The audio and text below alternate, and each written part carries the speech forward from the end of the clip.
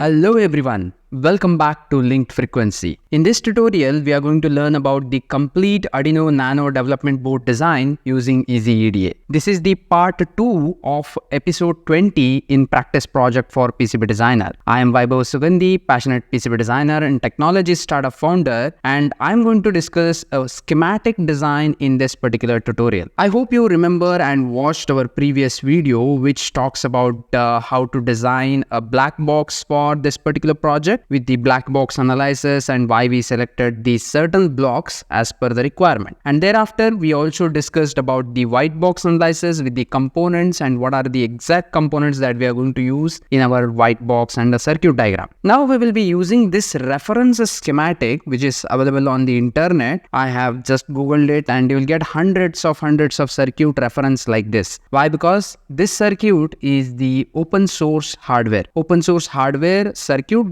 diagram and circuit designs are already made available for the public to use for a general purpose. So that's why whenever you are designing open source hardware, you will get the exact schematic that is available on the development board that you are seeing in the market right now. Hence, the Arduino Nano development board, a schematic diagram is very popular and easily available on the internet. This is one of them. I have selected them very randomly. There is no specific reason or a specific way to categorize which one to select and which one not to select. It's just based on your experience actually. In fact, if you look at this particular schematic diagram, it is absolutely not professional and lot of changes are there in this particular design actually. They are not at all professional and so many mistakes I can figure it out very easily. But I'm ignoring them. I'm referring this circuit as a reference only and creating a schematic as per our industry standard. So let's jump into this tool called easyEDA and let's create a new project for that and start designing the way how we design all the time.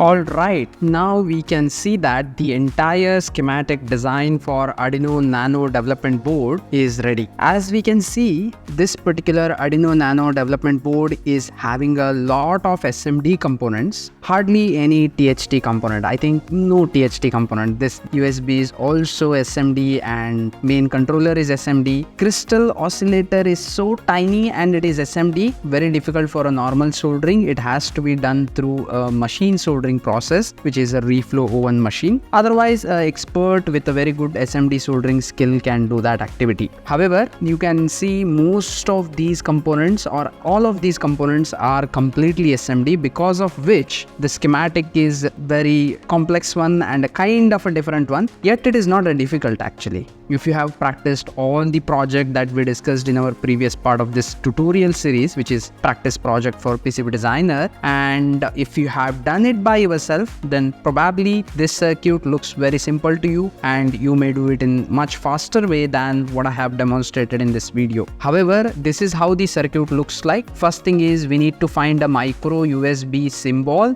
and make sure that you have a micro USB symbol. Do not go with the C-type connection and all at this point of time. But if you are very confident about it and how to use it and everything is known to you, then no worries, you can just jump into that. However, I have removed the diode from this USB connector because this diode, germanium diode, which is added for the input protection, actually this one. In our reference circuit here, you can see it is added in the series of USB VCC, which is pointless according to me. Why? Because this USB is a one direction USB. If you look into the diagram, you can see that it is a micro USB actually. So this micro USB can be inserted only in one direction, and there is no chance, in fact 99.99% probability it will be in only one direction. In the other direction it will breaks like anything and nobody can try to do it unintentionally. Intentionally, if you want to break it, you can break it in 1 minute, but anyway. So in that case, what happens, the VCC and ground will not be swapped here. It will be not possible to swap them only. If it is a C-type USB, then it is a matter of different story, and again there also they have very good swappable points and a mirror image of the connectors inside, which is completely a different topic. However, I removed that diode, which is a protection diode, and I added it to the VIN pin because for me it makes more sense. For VIN pin we have only this kind of a header. Actually, you can see here 15th header is a VIN pin, which is given for the user to connect any peripherals to that particular circuit. In such case, what happens, user may by mistakenly connect the VIN pin to the ground and ground to VIN pin, means to swap the source of a power supply. On that time, what happens, the entire circuit burns out because of reverse connection. To avoid that, what we did is we added one germanium diode here. This germanium diode has a cut-in voltage of 0.3 volt, hence whatever voltage you are applying to VIN, almost it will reach to